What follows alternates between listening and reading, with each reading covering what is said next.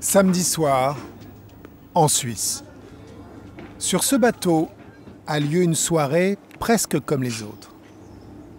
Pour pouvoir rentrer, il fallait s'identifier sur un site internet, avoir au moins 18 ans et ne pas être un journaliste. Bonsoir, vous parlez anglais? Ça a déjà commencé? Est-ce qu'on peut entrer? Ces images ont été filmées par un couple de jeunes reporters. Un garçon et une fille, équipés d'un téléphone portable et d'une caméra cachée. La soirée est interdite aux moins de 18 ans, mais à l'intérieur, on pourrait croire qu'elle est aussi interdite aux grandes personnes. Bataille de polochons, piscine à bulles et fraises tagala. En plus, il y a de l'alcool à prix cassé. Ici, on a des jetons. Ouais. Un jeton est 2 francs 50. D'accord. Pour quelque chose. Ok, d'accord, parfait. Merci. Et les cigarettes sont offertes partout, gratuites et à volonté. Cette drôle de fête est une opération commerciale de British American Tobacco. J'ai un petit frère à Paris, il a 15 ans et en fait j'aimerais bien lui ramener des paquets de cigarettes, mais je sais pas lequel paquet serait mieux pour lui. Entre le rouge, le jaune ou le bleu. Les plus bas. Les jaunes. L'agent de British American Tobacco est super sympa. Il vous allume une cigarette avant même de vous serrer la main. Et il n'est pas avare.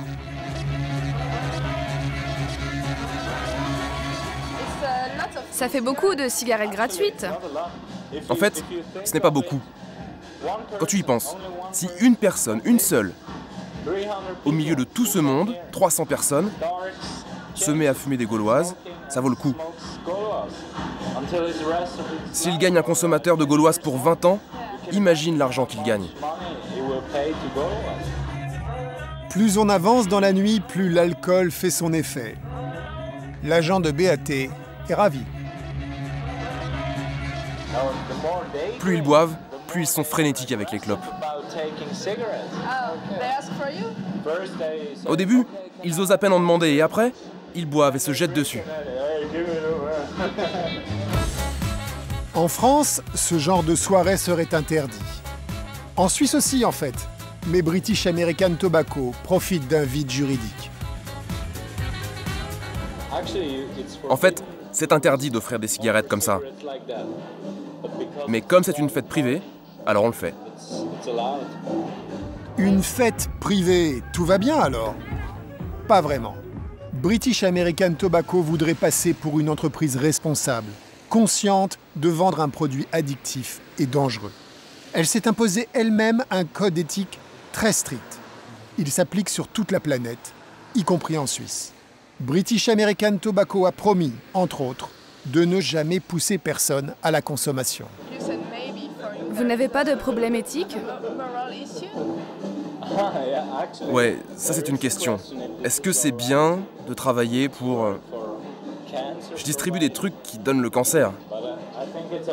Mais j'en donne seulement aux fumeurs. Mais vous en avez distribué à des gens qui n'en demandaient pas? Ouais, c'est vrai. Mais on suppose que, puisqu'ils en prennent, ce sont des fumeurs. Faire boire des jeunes pour les inciter à fumer plus, il s'agit sans doute d'un dérapage. Nous voulions que British American Tobacco réagisse à nos images. Après plusieurs semaines sans réponse, nous allons au siège mondial, à Londres. Nous aimerions une réaction au sujet de leurs engagements éthiques. Ils ne sont pas vraiment respectés. Ah, ok. Ah oui, oui, ça je sais. Non, je me demandais si quelqu'un pouvait venir me voir.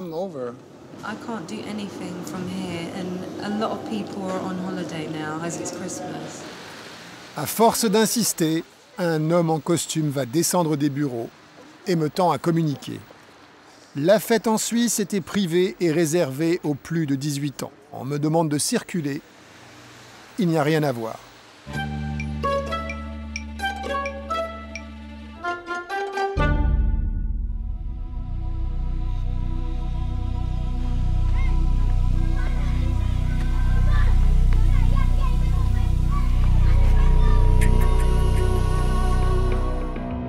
Les chiffres des décès à venir sont connus.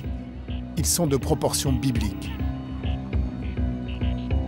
Literally 1 billion people globally will die from tobacco use in this century. Des millions d'adolescents allument leur première cigarette. Qui les séduit? Qu'est-ce qui les influence? Et pour cela, il nous fallait tester le niveau de sincérité des hommes du tabac. I honestly don't know why I am being asked this question.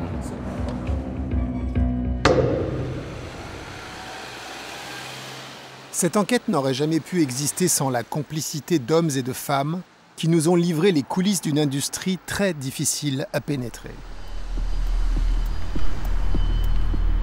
Bruno vient de British American Tobacco. S'il accepte de nous rencontrer, c'est que pendant des années, il n'a pas toujours été fier de son boulot. Il nous révèle aussi que la loi du silence est une sorte de commandement suprême chez British American Tobacco.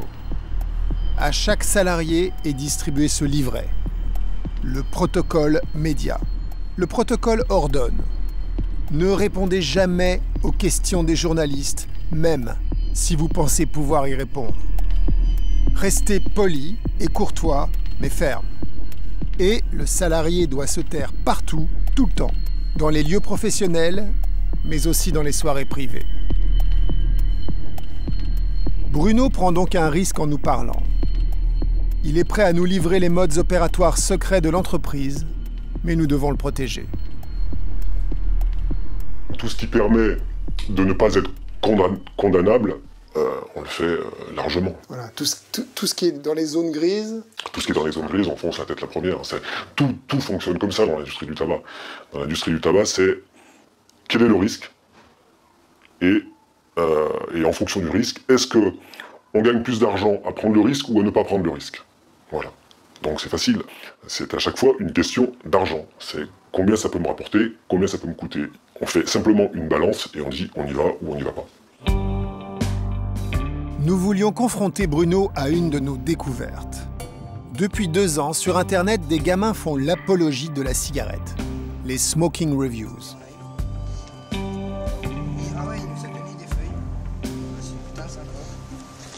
Donc nous allons rouler les deux en même temps. Donc ça veut dire Batsez va rouler le Van Nel et Johan va rouler le Javanes Jongjiang. Dans le centre de la France, ce groupe de collégiens a créé sa propre chaîne sur YouTube. Ils se méfient des journalistes, mais ont accepté de rencontrer 2 étudiants en cinéma, eux aussi amateurs de cigarettes. Ils filment avec leur téléphone portable et postent sur leur ordinateur. Il n'en faut pas plus pour diffuser sur Internet. Et votre chaîne, elle est connue dans votre lycée et tout? Ouais, on en parle et après ça fait du bouche-à-oreille. Il y a plein de gens dans ma classe qui viennent me voir, ouais, ta vidéo était pas mal et tout. Nous, ça fait un mois et demi là qu'on a commencé les vidéos, je crois. Plus, je pense. Ouais, un peu plus. Ouais. En fait, ça allait hyper vite. On s'attendait pas à ça. Bah, aussi vite quand même, pas mal. Aujourd'hui, les jeunes Français vont tester une cigarette conçue spécialement pour les jeunes, la cigarette convertible. Lorsqu'on écrase le filtre, le goût s'adoucit. Il devient moins âcre, plus agréable pour des gorges de fumeurs débutants. Donc, Matt, tu fais la description du paquet? Ouais. Donc les convertibles, normalement, il faut tirer quelques lettres avant de craquer la bille. Là, ça y est, j'ai craqué la bille. British American Tobacco a lancé sa propre cigarette convertible en mars 2010. Chaque semaine, des vidéos de jeunes fumeurs sont montrées à un comité de direction chez BAT. Le produit est en train de devenir culte. You gotta crush it while you're taking a drag, like this.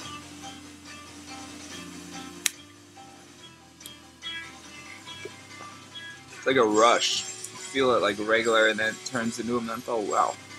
On prenait tout ça avec délectation parce qu'on se disait, ça y est, on tient le produit qui a, les arguments percutent, 2, la cible est absolument touchée puisque c'était souvent des jeunes qui présentaient ces produits. Et vous saviez que c'était le produit favori des gosses? Oui, oui, oui. Y compris des mineurs? Y compris des mineurs, oui, oui. Il suffit de se rendre devant un lycée ou un collège même pour voir que c'est un produit qui touche essentiellement les jeunes, puisqu'il a un côté un peu ludique et original. Avec la bille, ça fait un goût plus frais. Ouais, c'est assez sympa. Aux États-Unis, les Smoking Reviews ont mis en alerte les activistes anti-tabac. Des sites qui popularisent des marques de cigarettes, des sites avec des jeunes ou des adultes non identifiés qui font des appels très séduisants pour le tabac. Pour l'instant, on n'a jamais réussi à établir un lien, mais c'est dur d'imaginer que ça n'existe pas.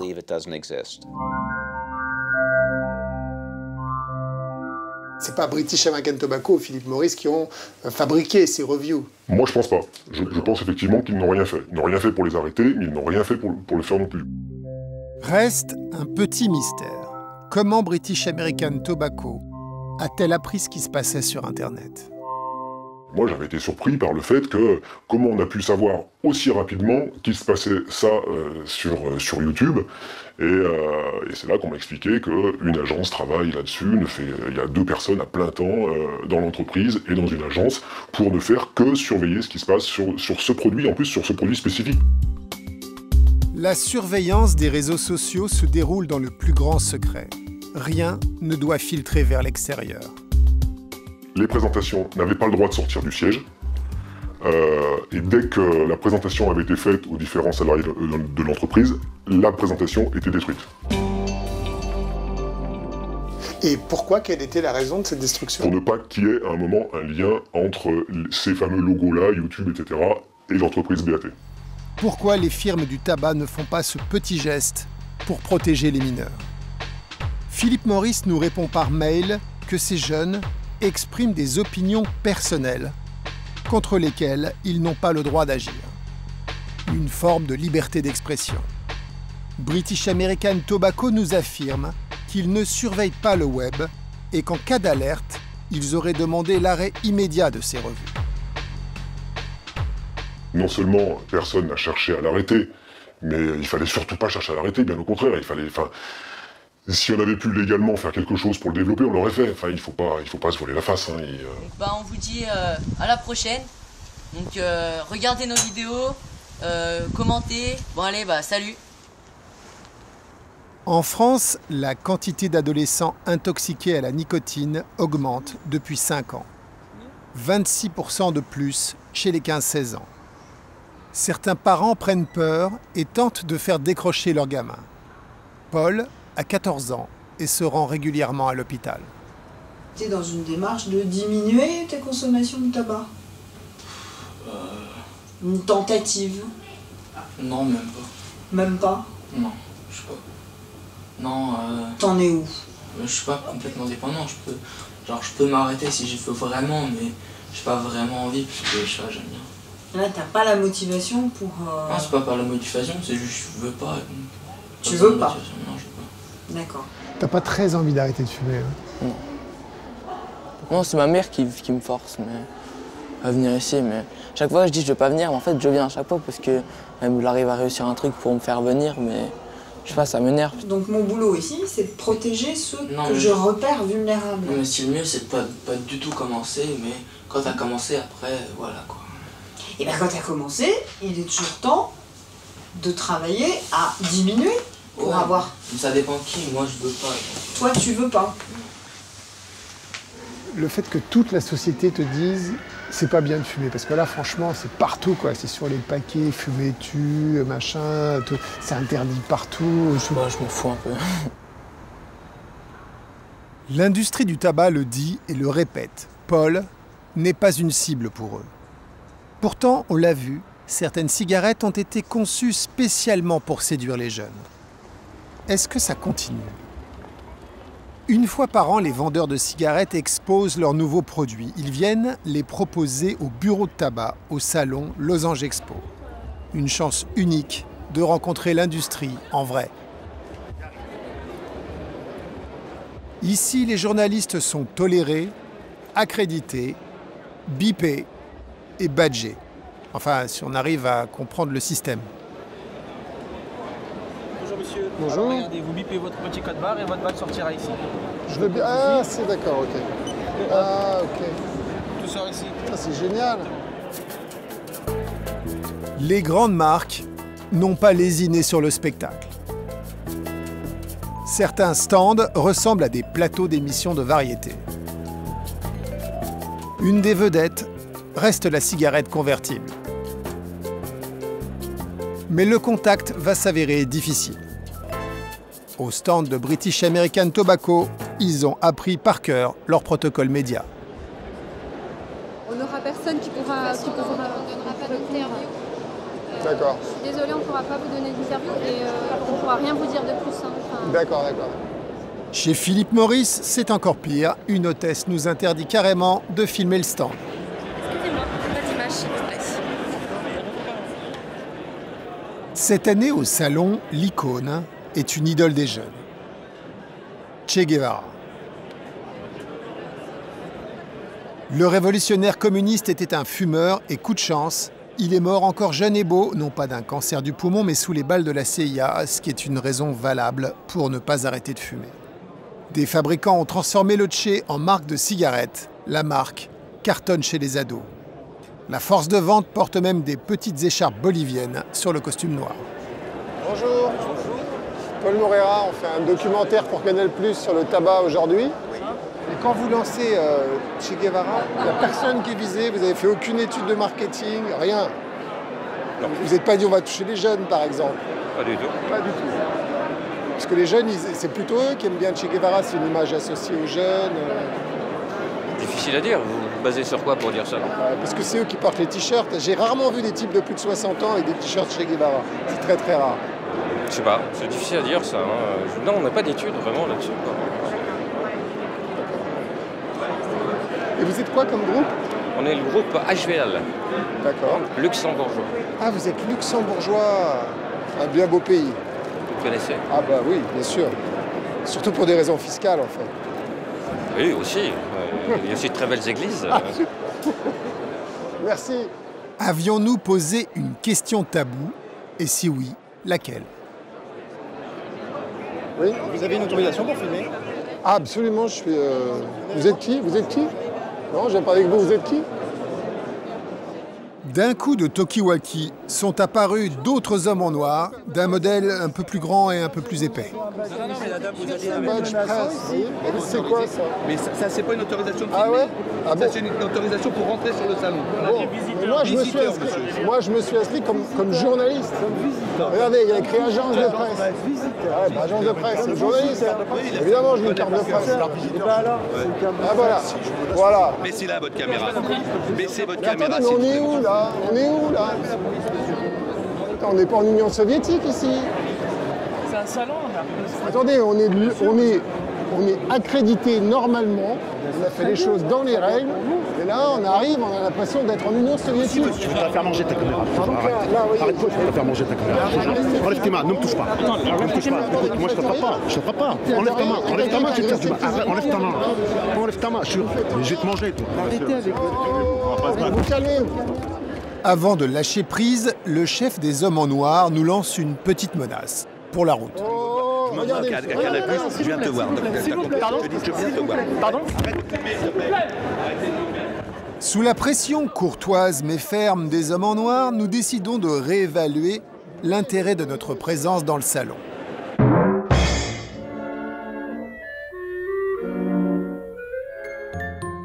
L'industrie du tabac a les nerfs à vif. Personnellement, je peux le comprendre, la vie est dure pour eux. Quand on pense que même la célèbre pipe de Jacques Tati a été transformée en petit moulin sur l'affiche de l'exposition. Il fut un temps où l'on était moins impitoyable avec les vendeurs de cigarettes. J'ai gardé les bandes dessinées qui ont bercé mon enfance. Lucky Luke, Astérix, des heures de bonheur avec mes petits amis. Au détour d'une page, un trappeur buriné me proposait tranquillement une cigarette. C'est un peu grâce à lui qu'à 14 ans, j'ai commencé à fumer. Aux États-Unis, comme d'habitude, c'était toujours plus. Les pierres à feu étaient sous contrat avec Winston. Et vous pouviez demander une cartouche de Camel au Père Noël. Il y a 20 ans, le grand public ne savait pas. Et s'il ne savait pas, c'est parce que l'industrie nous mentait. Cette scène est devenue mythique. Elle est surnommée l'audition des 7 nains. Nous sommes au Congrès à Washington. Pour la première fois, les 7 grands patrons du tabac doivent s'expliquer devant des parlementaires. Ils vont tous mentir. Est-ce que vous pensez que la nicotine n'est pas addictive? Je crois que la nicotine n'est pas addictive. Monsieur Johnson? Monsieur le député, les cigarettes et la nicotine ne répondent pas à la définition de l'addiction. Il n'y a pas intoxication. Ok, ce sera non pour vous, on n'a pas beaucoup de temps. Je crois que vous pensez tous que la nicotine n'est pas addictive, on a juste besoin de l'enregistrer. Je crois que la nicotine n'est pas addictive. Les 7 nains ont menti, chacun leur tour. Un mois à peine après leur déclaration, la preuve de leur mensonge va éclater, et pour toujours. Qu'est-ce qui fait basculer le sens de l'histoire? Une petite boîte en carton, pleine de documents confidentiels, qu'une main anonyme leur a dérobés. Le carton a pris la route jusqu'à San Francisco, et il est arrivé ici, au centre de documentation de l'Université de San Francisco. Ces premiers documents vont déclencher une réaction en chaîne, des procès, des réquisitions. L'industrie du tabac sera forcée de rendre publiques ses archives les plus secrètes. La vérité est là, bien rangée dans des petites boîtes et conservée à température constante.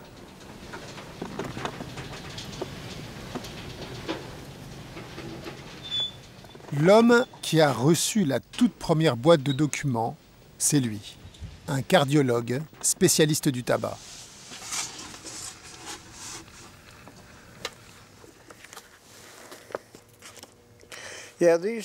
Ça, ce sont les documents originaux. Mais ils n'étaient pas dans cette boîte. Ils sont venus dans un grand bordel. Ce premier carton de documents va changer la face du monde. C'est exact. J'étais comme un archéologue qui vient de découvrir une crypte. Voir un avocat de l'industrie du tabac écrire « Notre business, c'est donc de vendre de la nicotine, une drogue addictive ». Voir une lettre de Sylvester Stallone où il s'engage à fumer dans 6 films pour la somme d'1 demi-million de dollars. C'était hallucinant. Nous sommes allés à la rencontre de l'homme qui a déclenché la catastrophe absolue pour les vendeurs de cigarettes. Il habite près de la Nouvelle-Orléans. Son geste a changé sa vie et un peu la nôtre aussi. En 1990, il travaillait pour un cabinet d'avocats au service de Brown et Williamson, un géant du tabac. Il classait des documents. Chaque jour, la vérité lui passait entre les doigts, jusqu'à ce qu'il décide de la faire sortir. Techniquement, vous avez fait comment pour sortir ces documents? D'abord, je me suis posé la question, est-ce que j'aurais l'estomac de faire un truc pareil? J'avais peur que les documents soient équipés d'une puce électronique, d'être surveillés par un dispositif technologique.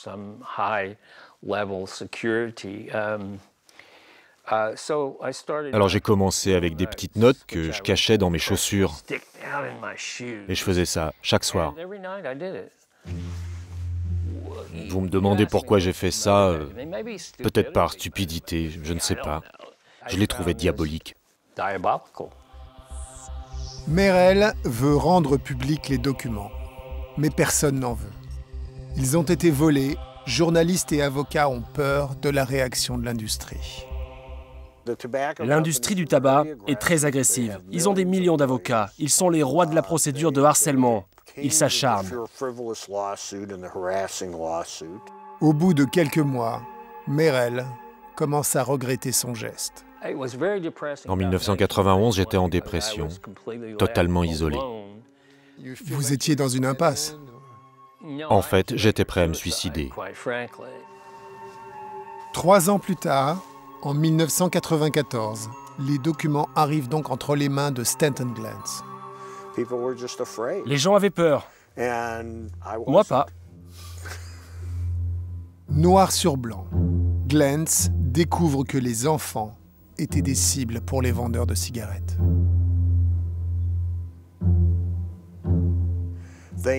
Ils savent que la clé de leur futur profit est d'accrocher les gosses. Il y a 2 méthodes pour accrocher les enfants au tabac. Utiliser des stars, genre Superman, et placer les cigarettes dans les films.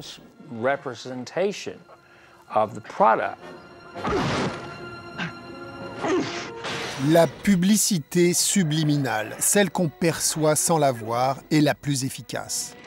Pour cette scène de duel final dans un camion Marlboro, Philip Morris paiera 20 000 livres sterling à la production de Superman 2. Une somme discrètement versée sur un compte à Londres.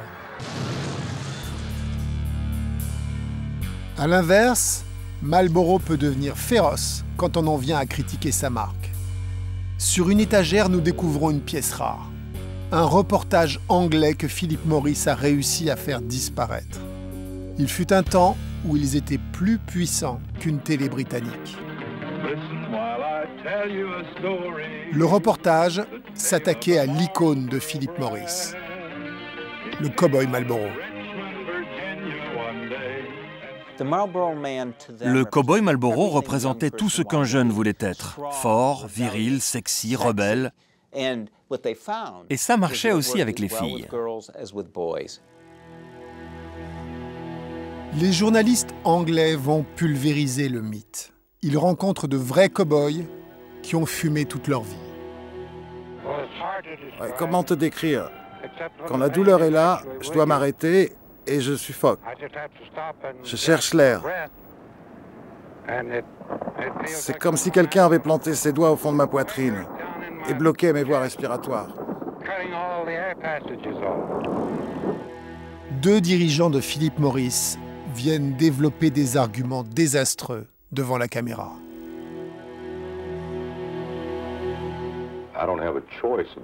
Je ne choisis pas de respirer l'air de New York, mais j'ai le choix, c'est une de mes dernières libertés, de choisir la marque de cigarette que je veux. Tout est dangereux pour la santé. La compote de pommes est dangereuse si vous en mangez trop.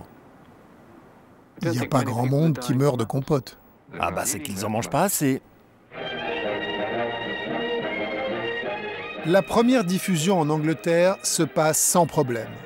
Mais quand la direction de Philip Morris apprend que le film va aussi passer en Amérique, ils sortent leurs avocats. Le réalisateur du reportage vit aujourd'hui dans une petite ville de l'ouest de l'Angleterre. Il se souvient de cet épisode comme si c'était hier.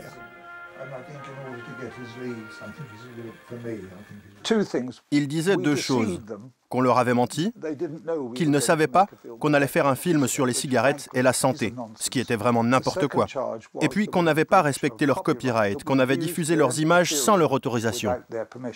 Les journalistes étaient prêts à aller sans crainte au procès, mais la télévision Fames TV va prendre peur et accepter les exigences de Philip Morris. Le film est enterré, sans bruit. Non, il n'y a pas eu de grand scandale. C'était dans la presse, mais c'est passé à l'as. Aucun des 2 ne cherchait le scandale. Philip Morris voulait faire arrêter le film pour qu'il ne soit plus jamais diffusé. Et ils ont réussi à le faire. Et la télévision ne voulait plus avoir sur son dos Philip Morris et ses avocats et continuer ses affaires.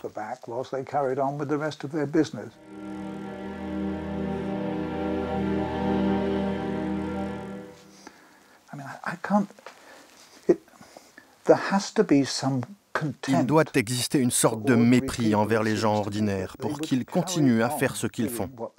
Est-ce que c'est du mépris parce qu'ils se laissent avoir? Qu'est-ce qui leur permet de continuer à empoisonner les esprits et empoisonner les corps? Est-ce que les cigarettes sont sans danger? J'en sais rien, mais je pense que quelqu'un devrait s'y intéresser. Grâce aux milliers de documents internes, le doute n'est plus permis.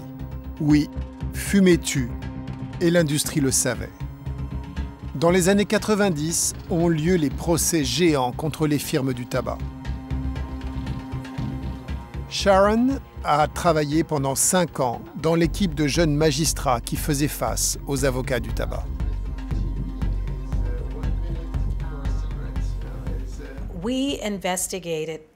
Nous avons enquêté large, notamment sur le marketing massif vers les enfants et les mensonges qui allaient avec. J'ai travaillé sur l'affaire jusqu'en 2003. Nous avons utilisé la procédure anti-racket et corruption. C'est intéressant parce que cette procédure est créée à l'origine pour lutter contre les crimes organisés. Oui, la mafia. Et pourquoi pas? L'industrie du tabac fonctionnait comme le crime organisé. Néanmoins, ce n'était pas une procédure pénale, mais civile. Ce qui veut dire que personne ne risque la prison.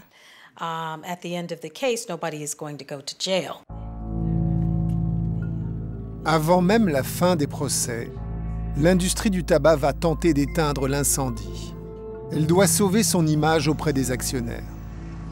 Première urgence, montrer qu'elle protège les adolescents. Philip Morris confie la tâche à une de ses vice-présidentes, Caroline Levy. Elle vient montrer son visage rassurant sur les plateaux de télévision. Elle présente des petits films de prévention anti-tabac fabriqués par Philip Morris. Think smoking makes you look cool? No way. What? Pour avoir une attitude responsable alors que nos produits sont réservés aux adultes, nous devons empêcher les jeunes de fumer. Si nous réussissons et que par conséquent notre part de marché se réduit chez les adultes, eh bien, qu'il en soit ainsi. C'est aussi l'époque où les militants anti-tabac produisent leurs propres films, légèrement plus féroces. Mr. Howard, can I ask you a few questions, sir? Certainly, we must study their behavior patterns, their clothes, their music, jargon they speak. They're our only source of replacements. Avant la création de mon service en 1998, nous n'avions jamais fait de recherche sur les enfants. Franchement, nous sommes partis de zéro sur le comportement des enfants. What is the connection between a 51-year-old executive and a bunch of teenagers? 3 ans après cette interview, à l'âge de 50 ans à peine, Caroline prend sa retraite. Depuis, elle est devenue introuvable. Pendant les procès, ont surgi des documents sur son passé professionnel. Ils révèlent son double discours. Contrairement à ce qu'elle a dit, elle a bien étudié les enfants, et de très près. Elle a élaboré des techniques de marketing visant les adolescents, encore utilisées aujourd'hui. Sa carrière commence dans un laboratoire, dans les années 70.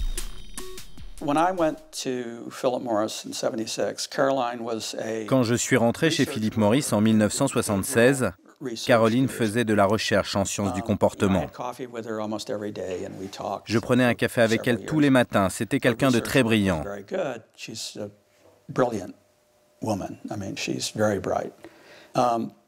À cette époque, il réalisait des essais secrets sur les rats. Il leur donnait de la nicotine et étudiait l'effet sur eux. C'était un grand secret. Bon, dans l'entreprise, tout le monde savait, mais à l'extérieur, personne n'était au courant. Caroline mène expérience sur expérience. Elle voudrait prouver sur des rats de laboratoire que la nicotine n'est pas addictive. C'est un échec. Après les rats, elle va s'intéresser aux jeunes humains à problème. Elle prend contact avec un hôpital. Elle veut les suivre sur plusieurs années. L'opération est secrète. Elle est pilotée par Caroline Levy.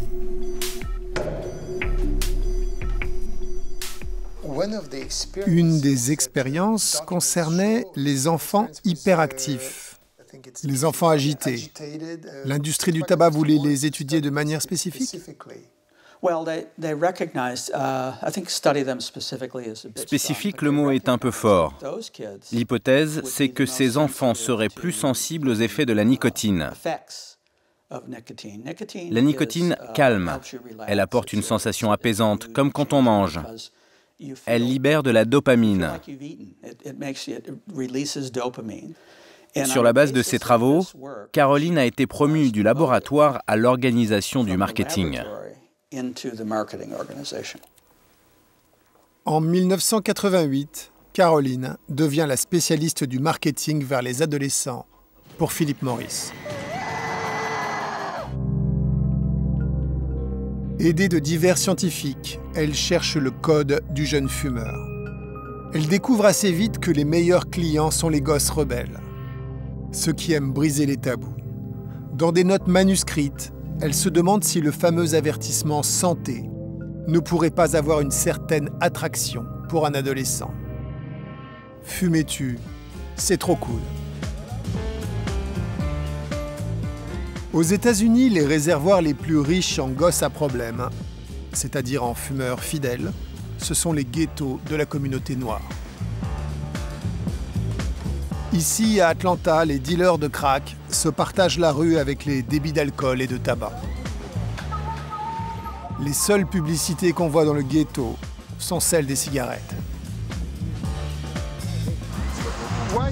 Pourquoi ça te plaît de fumer? Ça me calme les nerfs, soulage mon stress. C'est surtout pour ça. Est-ce qu'on fume plus ici que dans d'autres quartiers?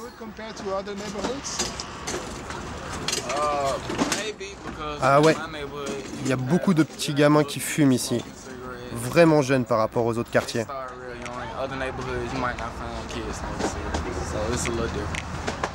Ah ouais, et pourquoi est-ce qu'ils commencent aussi jeunes alors? C'est dur ici, mec, ce quartier. On stresse tous. Dans ce quartier détruit, les gens se détruisent. Et pas seulement avec la cigarette. Ce matin, une dispute a dégénéré en fusillade. One of the guns was recovered? Apparently so, yes. We do have one recovered handgun here on the scene.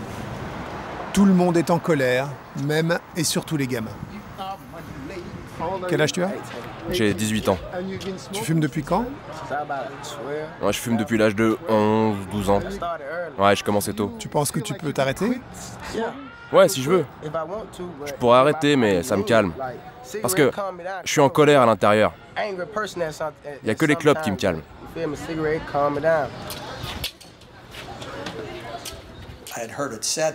Je les ai entendus dire, s'ils sont assez bêtes pour fumer, ils méritent les conséquences.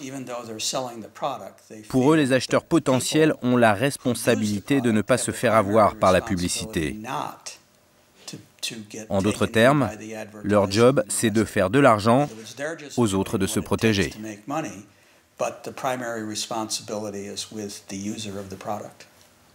Zéro culpabilité.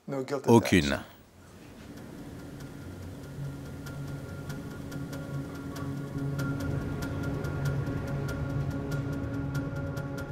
Cette jeune femme a travaillé pour l'industrie du tabac dans ce quartier. Son boulot, c'était de placer des cigarettes dans les magasins du ghetto.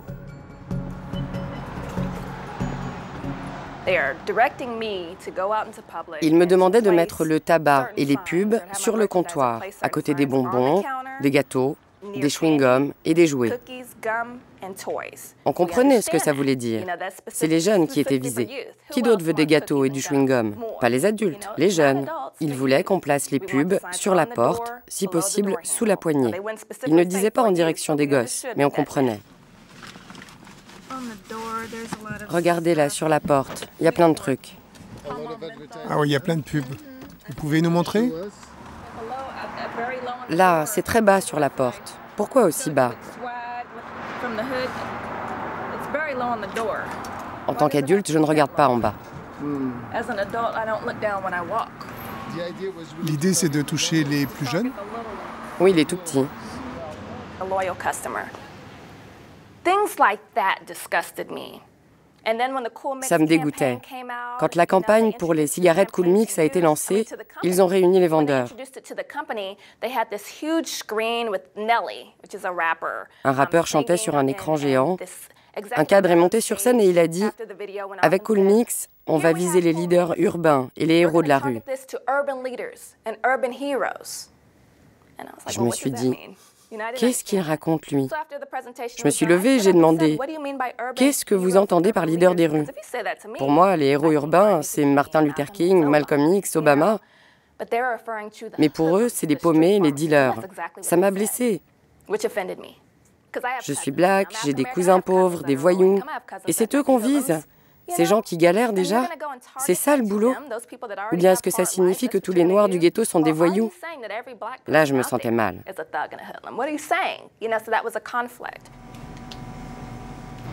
Tu peux acheter des cigarettes partout ici.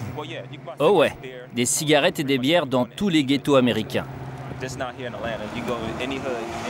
Partout où il y a des noirs déprimés, ils placent des débits d'alcool. Au bout de 2 ans, la Tanisha ne supporte plus son boulot.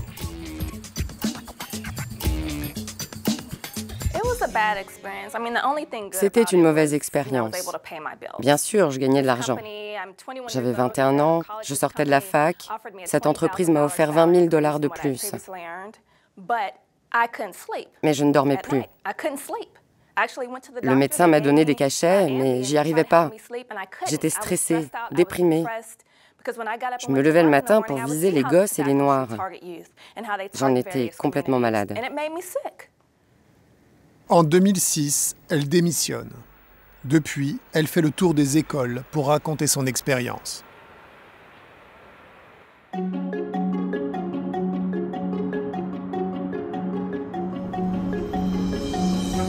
Dans le futur, il risque d'être de plus en plus difficile pour l'industrie du tabac d'embaucher des troupes fraîches pour vendre ses produits. Chaque année, elle doit séduire quelques jeunes prodiges sortis des écoles de commerce les plus prestigieuses. En janvier, à Paris, une école de commerce organisait une journée spéciale pour que ses élèves puissent rencontrer des entreprises.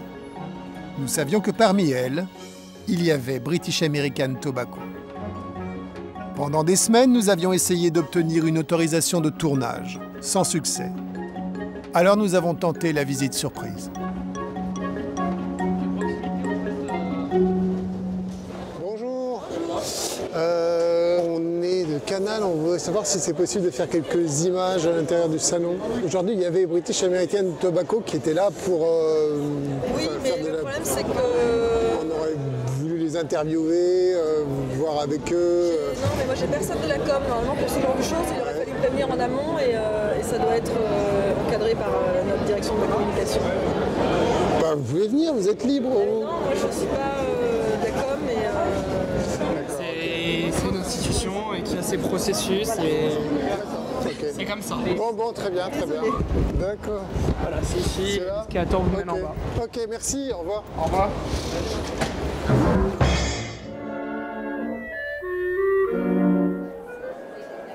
Heureusement pour nous, à l'intérieur, un sympathique étudiant accepte de faire quelques images avec son téléphone portable. Il va prendre sa première leçon de marketing auprès des commerciaux de British American Tobacco. Et la cible, c'est plutôt... Le cœur de cible, c'est 18-30. J'imagine c'est des jeunes de 18-25 ans qui fument des Lucky Strike convertibles. Ouais. C'est aussi prescripteur pour les plus jeunes. Même si vous n'avez pas le droit de faire de la publicité là-dessus, je sais que les jeunes, les mineurs fument. Probablement que, oui, peut-être effectivement, et sûrement une exposition au moins de 18 ans. Mais je ne peux pas te répondre dans le sens où je n'ai pas de données chiffrées parce que je n'ai pas le droit d'en avoir. Ouais. Et notre jeune ami étudiant découvre comment on fait la promotion des cigarettes quand la publicité directe ou indirecte est interdite. Tu as une composante clé qui est le bouche à oreille. Donc les mecs, pour nous, c'est des moyens c'est des médias, hein, les consommateurs. Quand ils sont jeunes, entre 18 et 30 ans, c'est vraiment des médias. On se base beaucoup sur leur capacité à diffuser le message sur le produit. Vos deux meilleurs médias, c'est les jeunes fumeurs et les buralistes. Bien résumé. Bien résumé, ouais. Pas plus. Et bon, lui, on va le recruter, non? Pour cette fois, il échappera au recrutement, mais on a retenu l'essentiel. Un bon commercial du tabac doit aider chaque jeune fumeur à se transformer en média ambulant pour sa marque. Lui, ce n'est pas un enfant, lui non plus, et lui pareil. Pour l'industrie du tabac, ce sont des médias. Et ça marche.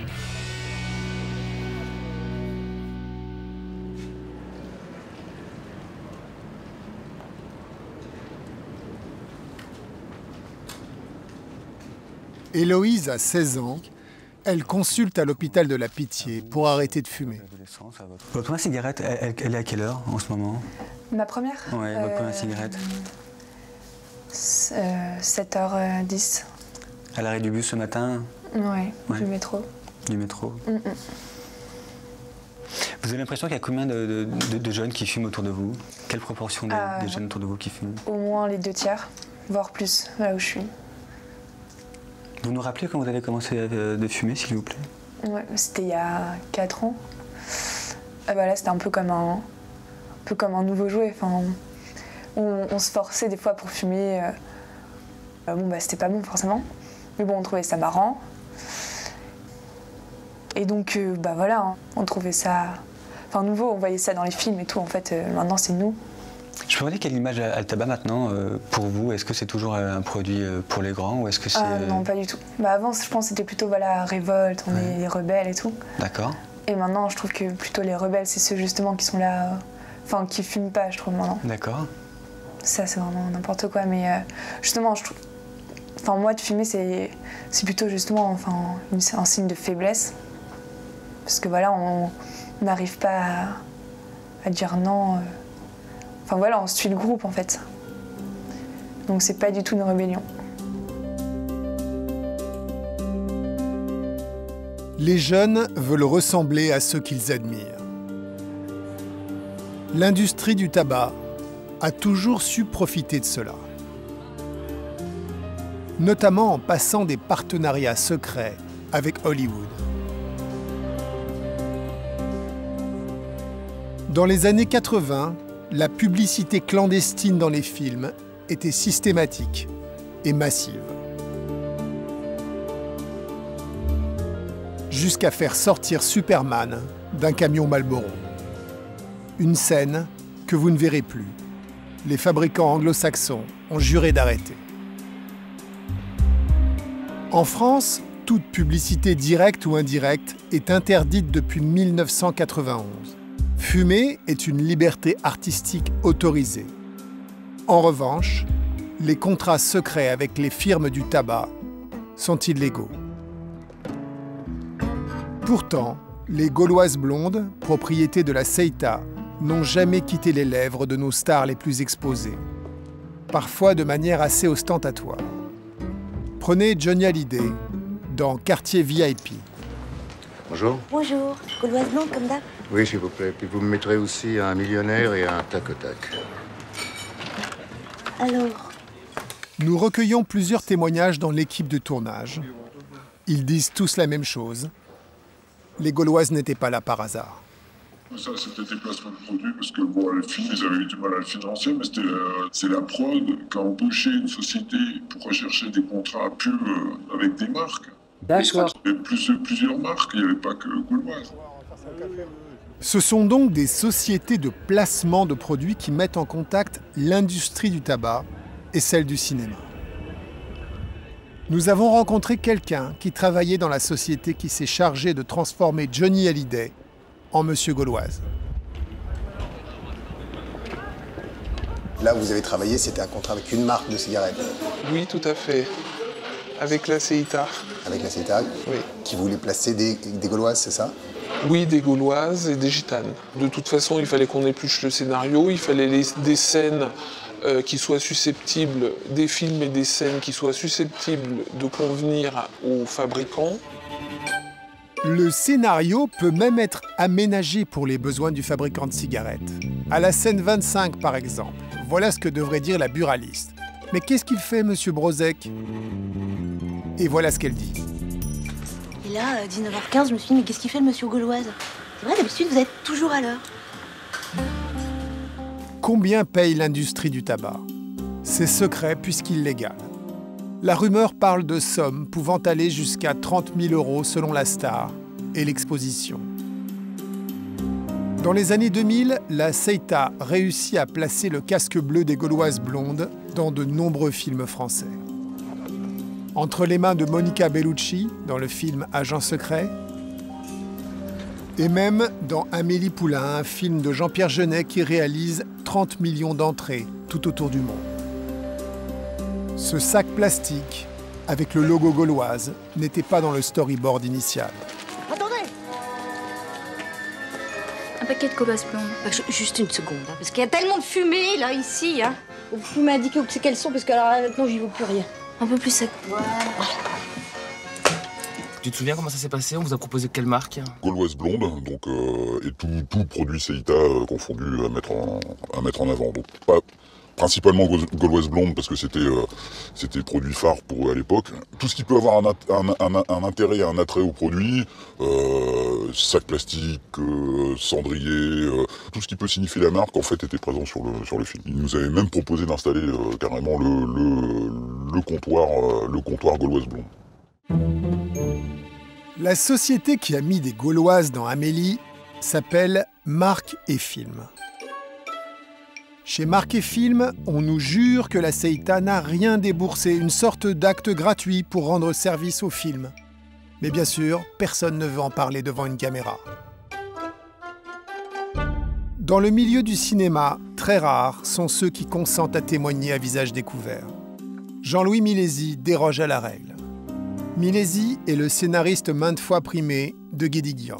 En 1999, il réalise son premier film, Nag la bombe. Une société de placement l'entreprend alors. Il souhaite faire fumer un de ses comédiens. Nous avons été contactés par je ne sais quelle structure, par l'intermédiaire du directeur de production, pour un placement de cigarettes, mais uniquement sur Vincent Elbaz, qui dans l'histoire ne fume pas, alors qu'Ariane Ascari dans l'histoire fume. Mais c'est tout simplement parce que c'était cibler les jeunes. Et donc Vincent Elbaz venait de sortir de La Vérité si je mens 1 ou la 2, je ne sais pas quoi. Et donc c'était vraiment cibler la jeunesse pour inciter la jeunesse à fumer. Et ça, c'était exprimé clairement? Moi, c'est comme ça que mon directeur de production me l'a dit. Il faut qu'il arrête de fumer. Qu'on veuille faire fumer Vincent Elbaz pour à travers lui toucher la jeunesse, ça m'a surpris, quoi. Ça m'a surpris, ça m'a un peu écœuré aussi. D'où j'ai pas eu besoin de consulter mon budget pour savoir si cet argent allait nous manquer, quoi. C'était un non de toute façon, quoi. Le placement commercial de cigarettes est interdit. En fait, il n'a jamais cessé. Il est juste devenu plus discret. Aujourd'hui encore, nous l'avons découvert dans un excellent premier film d'un jeune réalisateur, sorti en 2013. L'acteur principal fume des Gauloises blondes. Encore elle. Et ce n'est pas un hasard. La jeune société de placement qui s'est occupée du film nous le confirme. Oui, c'est bien la Seita qui a envoyé des paquets de Gauloises blondes à la production. Une opération théoriquement interdite. Je le précise parce que c'est important qu'on n'est pas dans un placement de produit, donc on ne leur demandera pas d'argent et que la marque ne sera pas visible à l'écran. Elle est visible. Voilà. Elle est visible. Bah, normalement, elle n'est pas visible. Après, c'est le ressort de la production de le montrer s'ils souhaitent le montrer, mais nous, il n'y a aucun engagement là-dessus. Normalement, la marque ne devrait pas être visible à l'écran. Mais quel est leur intérêt de vous envoyer des cigarettes alors si leur marque n'est pas visible à l'écran? Il faudrait leur poser la question. Ah, nous avons essayé. Passer des dizaines de coups de fil à la Seita, envoyer des mails. Aucune réaction. C'est-à-dire qu'ils ne communiquent pas dessus et qu'officiellement, ça n'existe pas. Ah, il n'y a pas de si nous, on n'avait pas enquêté, si on n'avait pas passé 45 coups de fil, on l'aurait jamais su qu'ils avaient envoyé des cigarettes. Ouais, mais comme n'importe... Enfin, il y a une trentaine de marques qui envoient des produits sur les cigarettes, c'est interdit, voilà. Oui, alors, mais... On n'est pas en train de parler d'eau minérale, on est en train de parler de cigarettes qui donnent le cancer. Ça, c'est interdit. Il n'y a pas de deal. Ok, donc ils ne veulent pas en parler, c'est secret. Donc, il n'y a pas de deal. Mais on peut parler d'opération clandestine, en quelque sorte. Quand même. Pas à mon sens. Parce qu'on ne voit pas la marque, il n'y a pas une exposition de la marque. Nous, en tout cas, le seul engagement, c'est que les cigarettes soient visibles à l'écran, c'est tout. Et les cigarettes sont bel et bien visibles à l'écran. ce qui correspond à la définition d'un accord. La Seita n'est plus une marque française. Elle a été rachetée par un groupe industriel anglais, Imperial, en 2008. Les multinationales du tabac ont su tirer profit du grand monopole de la mondialisation. Quand les réglementations devenaient trop dures en Europe ou aux États-Unis, elles ont investi sous des cieux plus cléments, là où tout est encore permis.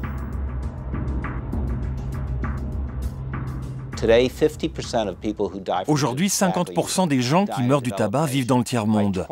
En 2030, ils seront 70%. Ce sont des pays qui n'ont pas les moyens de traiter les malades.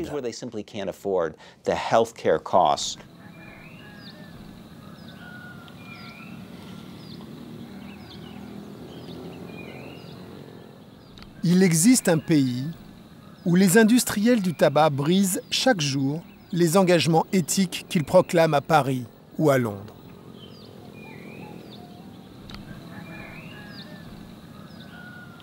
Un pays lointain où personne ne vient mettre son nez dans leurs affaires. L'Indonésie offre des matins calmes dans ses montagnes. Ici, à Garut, on cultive principalement le tabac.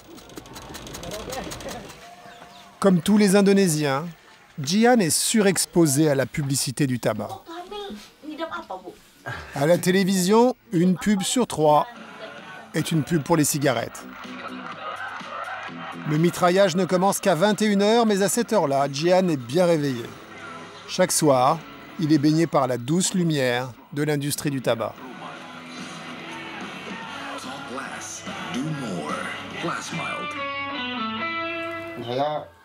Un jour, je me suis absenté. Et en revenant, je me suis aperçu qu'il manquait des cigarettes. C'est Jian qui les avait fumées. La marchande vend des cigarettes à l'unité, plus accessibles aux enfants. Dans son petit panier, il y a des cigarettes Philip Morris et aussi des cigarettes British American Tobacco. La vendeuse ne lui fait pas crédit pour les friandises, mais pour les cigarettes, elle accepte. Vous pensez pas qu'il est un petit peu trop jeune pour lui vendre des cigarettes? Si. Mais on a l'habitude. Quand il ne fume pas, il se met dans des colères noires. Alors on lui en donne.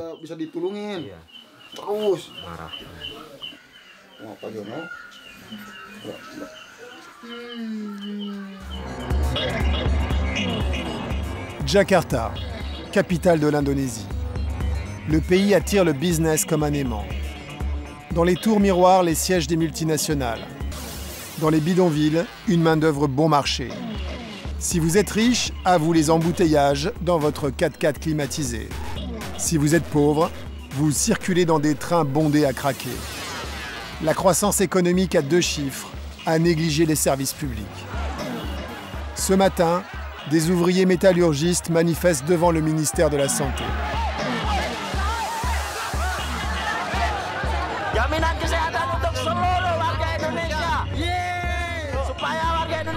Les géants du tabac occidentaux ont investi massivement ici. Ils ont racheté des marques de cigarettes locales. Et ils sont partout.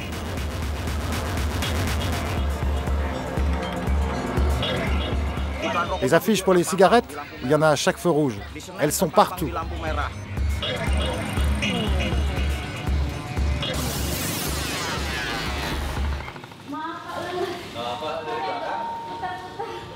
Cet homme dirige une agence de publicité. L'industrie du tabac est l'un de ses plus gros clients.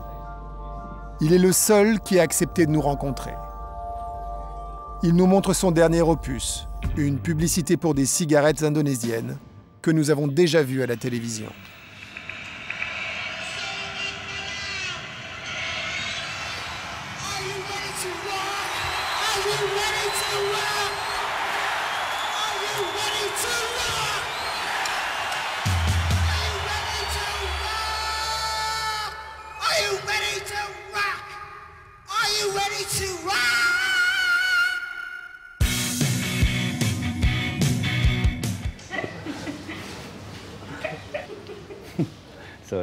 Voilà, on le voit parler, il n'arrête pas de parler mais il ne fait rien.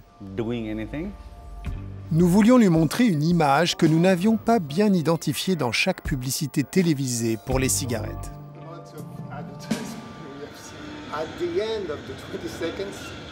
Là, à la fin des 60 secondes, on voit quelque chose, je crois que c'est l'avertissement de santé.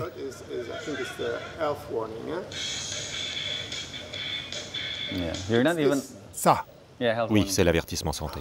Ça dure combien de temps? Alors, je ne sais pas, je crois que la loi c'est 3 secondes, 2 secondes, j'en sais rien.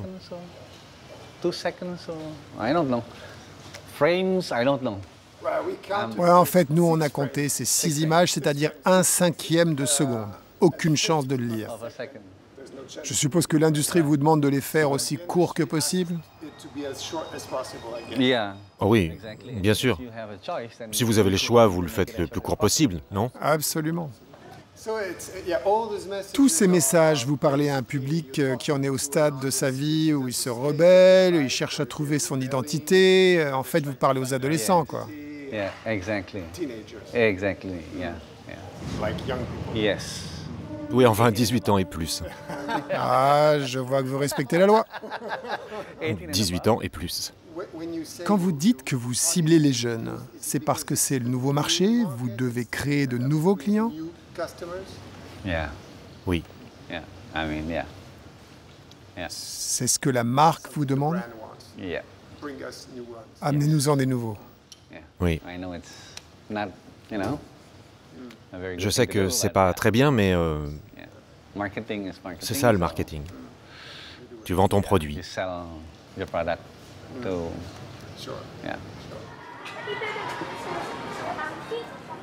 À Jakarta, on vend des cigarettes à l'unité juste à la sortie des écoles primaires. Des cigarettes Philip Morris, British American Tobacco. Les multinationales se sont pourtant engagées à ne pas vendre à moins de 150 mètres des écoles. Mais c'est eux qui m'achètent des cigarettes, là. Les enfants des écoles?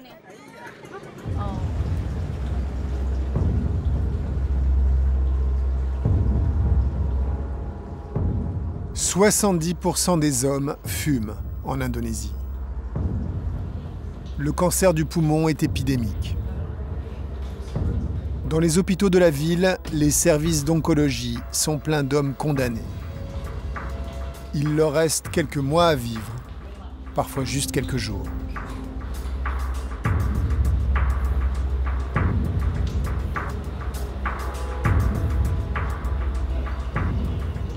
Monsieur Hidayat était architecte.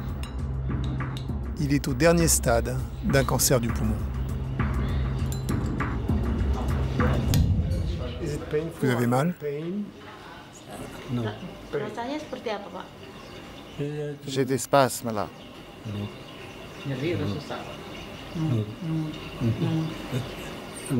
Ça fait pas longtemps. Il est très courageux.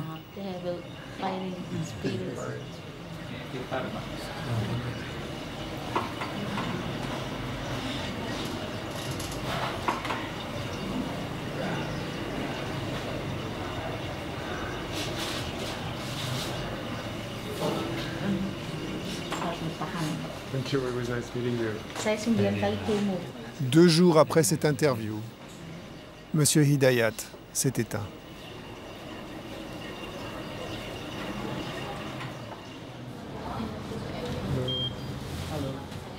Dans ce pavillon résident les malades les plus pauvres. Cet homme est dans une situation grave et il n'a pas suivi sa chimiothérapie.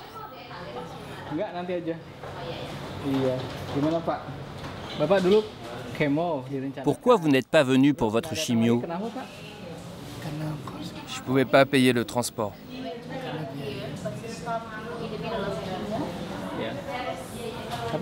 Mais la chimio est gratuite. Vous pouvez pas emprunter de l'argent? Je veux pas être une charge. Il est très pauvre.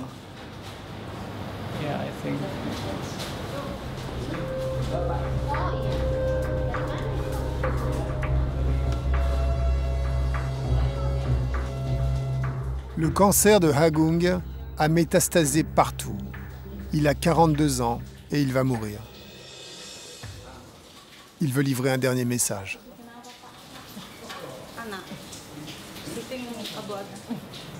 Anak muda yang punya kreatif tinggi, hilangkan rokok, hanya itu pekerjaan saya. Kenapa, Pak? Rokok tidak bagus. Hanya sesaat. Hanya sesaat. Vous avez demandé combien de temps il vous reste à vivre au médecin? Tidak pernah mau. Saya nggak biarkan aja. Cuma Tuhan yang punya. Betul. Vous avez peur? Kamu takut? Yes, she is afraid.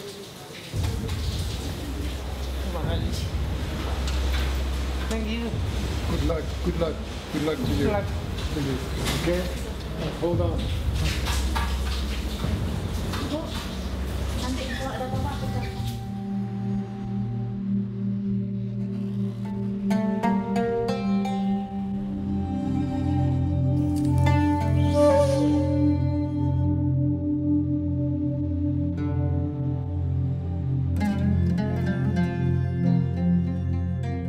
Nous avons demandé par mail à British American Tobacco pourquoi ils ne respectent pas leurs engagements éthiques en Indonésie. Ils nous ont répondu qu'ici, ça n'avait pas été possible, car la concurrence est trop rude.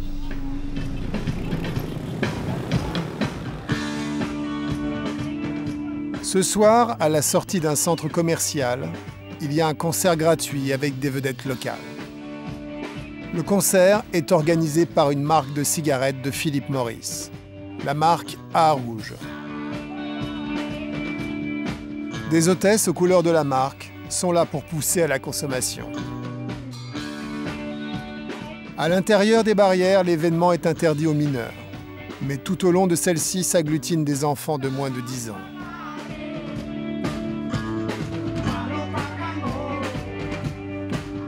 L'organisatrice s'inquiète parce que nous les avons filmés.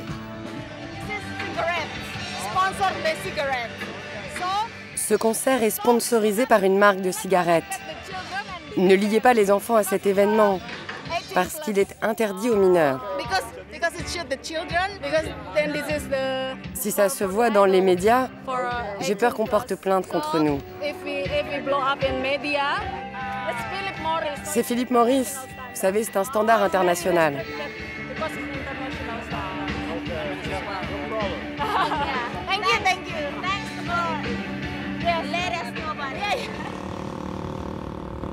Et les vendeurs de tabac savent voir les choses en grand.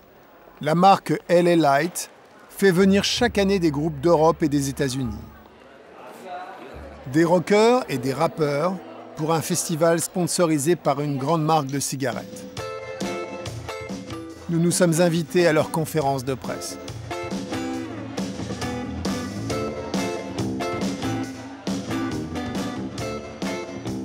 Les Indonésiens les traitent comme s'ils étaient célèbres. Et eux, en échange, font semblant de ne pas savoir qu'ils jouent pour des vendeurs de cigarettes. First of all, I just want to say thank you for having us back here in Jakarta, Indonesia. We're so excited to be here. It's been such a long time. I just have such great memories. Rich Drummond, you know, passed away. Je me demandais si ça vous dérangeait pas de jouer pour une marque de cigarettes. From the tobacco industry. Is it a problem? Non, moi j'ai pas de problème avec ça. Tout le monde a le choix. S'ils veulent fumer, qu'ils fument.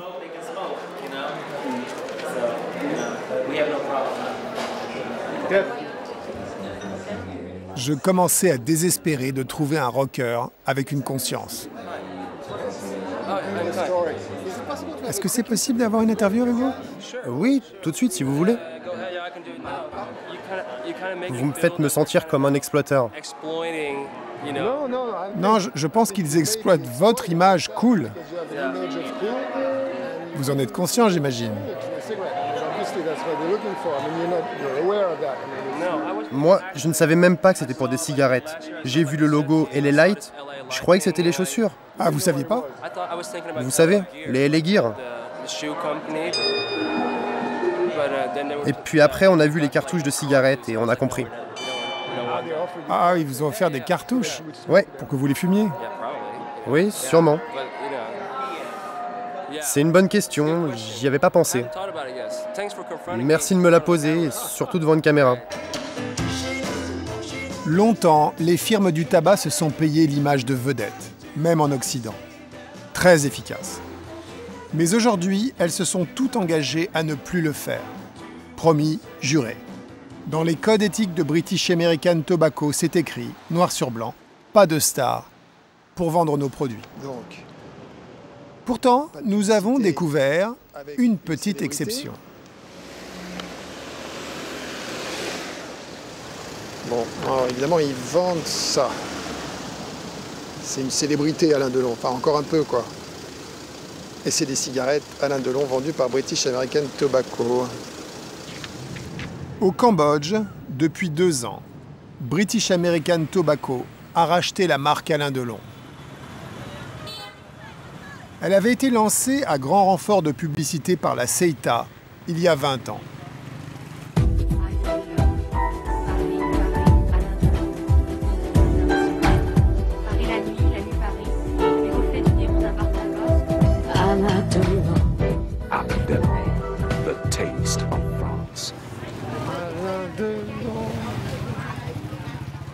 Au Cambodge, Alain Delon est une cigarette à succès.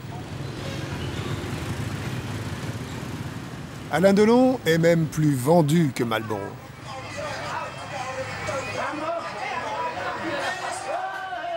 Dans les estaminets où l'on parie sur les matchs de boxe, Alain Delon vient nous rappeler qu'il est le goût de la France.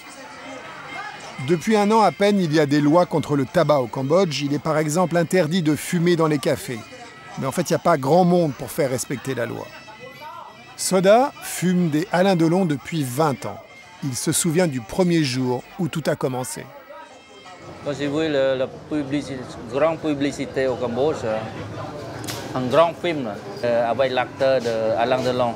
Et il a montré aussi quelques parties de France, comme Arc de Triomphe, comme Tour Eiffel. Et donc la publicité, c'est vraiment ce qui vous a incité à commencer à fumer Alain Delon, alors? Oui. Et oui, au Cambodge, Alain Delon, c'est le goût de la France. Mais en vérité, Alain Delon, c'est plutôt le goût de la Suisse. L'acteur a préféré s'installer à Genève, d'où il dirige ses affaires. Alain Delon n'a pas souhaité nous rencontrer. Il a demandé à son avocat de s'y coller. Officiellement, l'avocat d'Alain Delon est domicilié aux Bahamas, un joli paradis sans impôt sur le revenu. Mais il passe quelques mois par an à Genève pour gérer ses affaires. La République française l'a décoré de la Légion d'honneur. Et Alain Delon, une interview là-dessus, ça l'intéresse? Non. Non. Non. Ah, pas du tout. Je vais vous couper tout ça.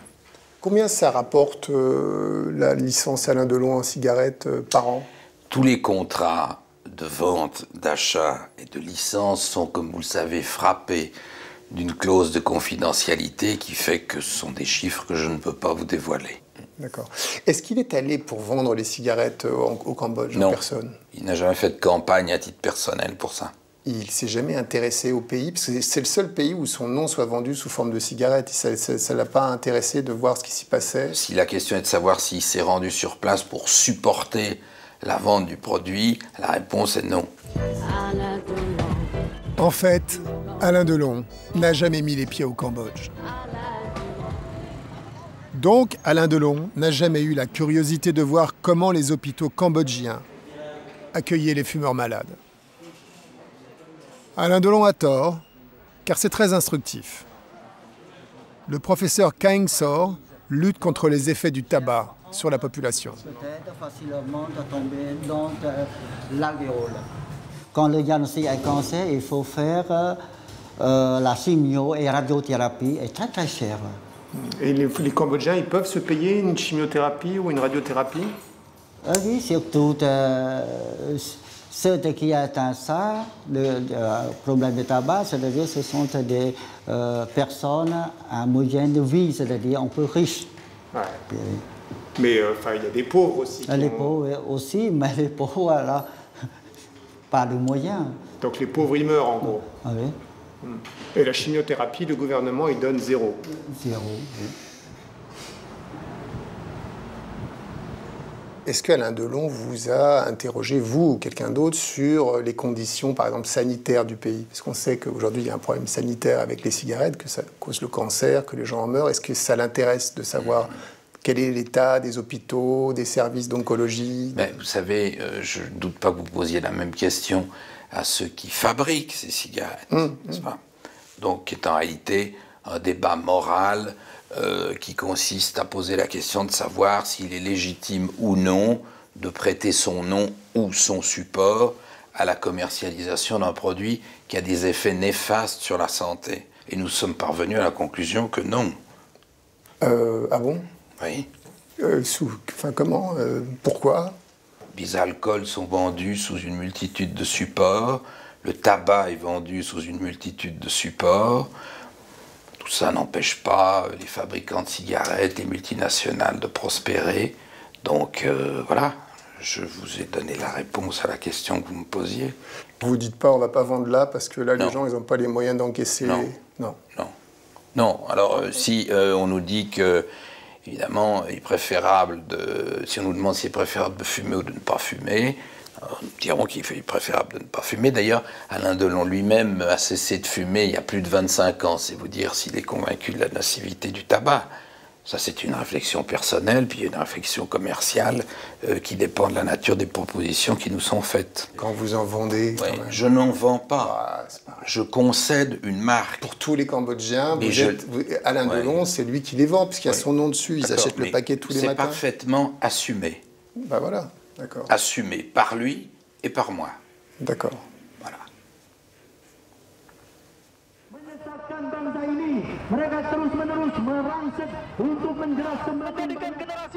Retour à Jakarta.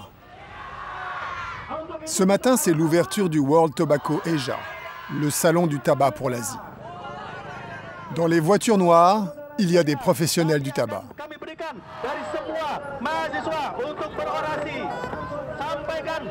Les manifestants sont des étudiants qui veulent rentrer dans le salon.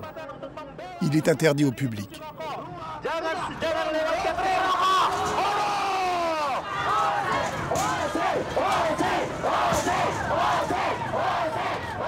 Nous ne sommes pas des gens stupides. Nous ne sommes pas un peuple stupide.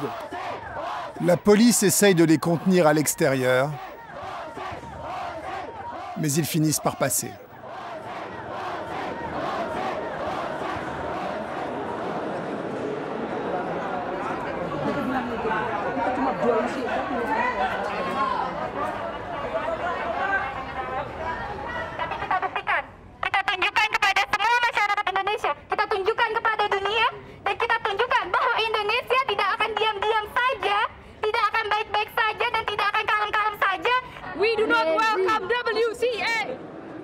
De l'autre côté de la vitre, les organisateurs tentent de garder une contenance toute britannique.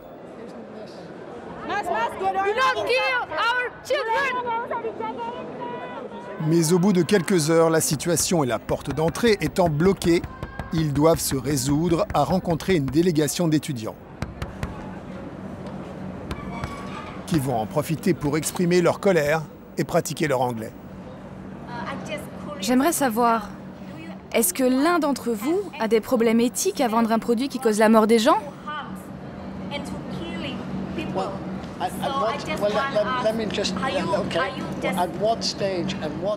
Mais où est-ce que vous allez vous arrêter? L'alcool tue les gens. La nourriture tue les gens si on en mange trop. Où est-ce que vous allez vous arrêter? Ce que vous faites est contre la liberté et la démocratie. En vous habillant comme cela, en agissant ainsi, si vous continuez, vous retournerez au Moyen-Âge. Non, monsieur, vous nous insultez, nous les Indonésiens. insult Indonesia. This is Indonesia country. Please don't insult. Vous avez dit que vous ne vendiez pas de cigarettes? Non, monsieur, nous n'avons rien à voir avec l'industrie du tabac. Nous ne sommes pas une entreprise de tabac. Nous organisons un salon. C'est quoi le nom de votre salon? Oui, le WTA, le T c'est pour tabac. Mais il n'y a rien à voir avec le tabac dedans, uniquement des machines. On n'est pas dans le business de fabriquer ou de vendre des cigarettes. Ni nous, ni aucun de nos exposants.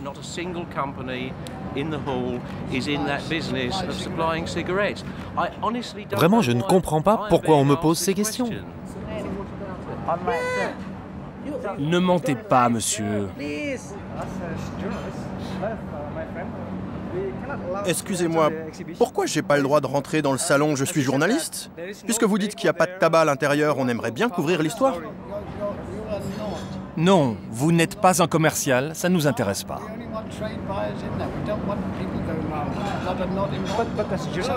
C'est un événement, ce salon, je dois le couvrir. Non, c'est du commerce. Ah, c'est marrant. Vous parlez de démocratie, mais vous n'autorisez même pas les journalistes. It's very funny. You say democracy, but you not allow our friend from journalists. Ah, vous êtes trop agressif. Personne ne vendrait donc de cigarettes dans le salon. L'événement étant interdit à la presse, ne restait qu'une solution.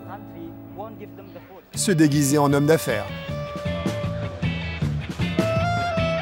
À l'intérieur, on propose des arômes, du papier, des machines, c'est vrai, mais aussi beaucoup de tabac et de cigarettes. Les multinationales ne sont pas là, mais il y a des Russes, des Italiens et même des Français qui viennent tenter leur chance dans ce nouvel Eldorado. Les organisateurs nous ont menti. Je ne sais pas pourquoi, mais ça ne m'étonne pas vraiment. Ça c'est pas votre marque, c'est ça? C'est juste... Ça, c'est notre marque. Ah, vous avez une marque de cigarettes? On s'attaque au marché cigarettes en Indonésie, parce que c'est un pays qui fume beaucoup, et on commence par eux. C'est un deal, ça marche, ça marche pas, on se diversifie. Ici, il y a 240 millions de personnes, plus des 3/4 des personnes qui fument. C'est vraiment... Là, ici, ils fument beaucoup. Je préfère fumer que manger. Regardez autour de vous. Ouais, c'est ça. On a vu des Russes qui commencent, ça va très bien. Le business marche. Ça marche dans ces pays-là. Ça marche dans les pays qui fument. Les Indonésiens ne sont pas seulement les plus gros fumeurs de la planète. Ils sont aussi les meilleurs joueurs de badminton. Nous quittons l'Indonésie avec en tête un chiffre mortel.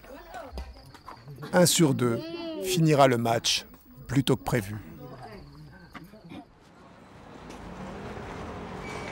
Retour en Europe. Après des mois d'enquête, nous n'avons toujours pas réussi à rencontrer un dirigeant de l'industrie du tabac. Mais notre source à l'intérieur de British American Tobacco nous raconte que toute la direction européenne est venue de Londres spécialement pour admirer un nouveau dispositif publicitaire qu'ils viennent de mettre en place dans certains bureaux de tabac.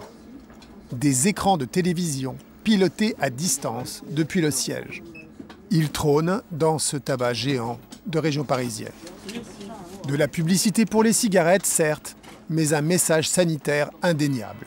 Interdit de vente aux mineurs. Pourtant, devant le tabac, des collégiens s'allument des cigarettes qu'ils viennent juste d'acheter. Comment vous faites pour acheter des cigarettes? Ils laissent les tabacs, eux ils veulent de l'argent en fait, c'est ça qu'ils recherchent. Ce tabac-là? Ouais. D'accord. Tous les tabacs, même le tabac dans la rue, là-bas, tous les tabacs, moi je passe. On m'a jamais recalé au tabac. Et t'as quel âge? 15 ans. 15 ans. Je vais avoir 16 ans. D'accord. Et jamais ils demandent les papiers, rien? Non. Tiens, les voilà. Soudain, toute la direction européenne de British American Tobacco. Bonjour, vous êtes de British American Tobacco, on fait un documentaire sur le tabac et les jeunes. Vous voyez, ça c'est des mineurs, ils fument. Do you speak English? Could you give us a feeling about... We've been trying to interview people from British American Tobacco. Do you tell your kids you work in the tobacco industry, sir? Pardon? Do you tell them you work in the tobacco industry? Just a little answer, come on!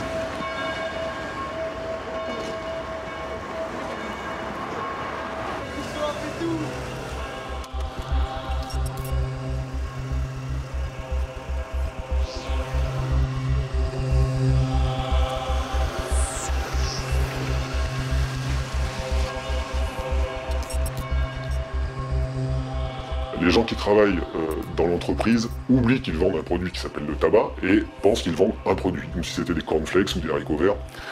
La population des gens qui travaillent chez BAT, on va dire entre 30 et 40 ans, ils ont tous des enfants. Je n'en connais pas un qui a demandé à ses enfants de fumer. Bien au contraire. Tout le monde a cette morale et tout le monde, comme si on la posait le matin devant l'entrée de l'entreprise et qu'on la reprenait le soir, parce qu'effectivement, si on pense à ça, on ne peut pas travailler.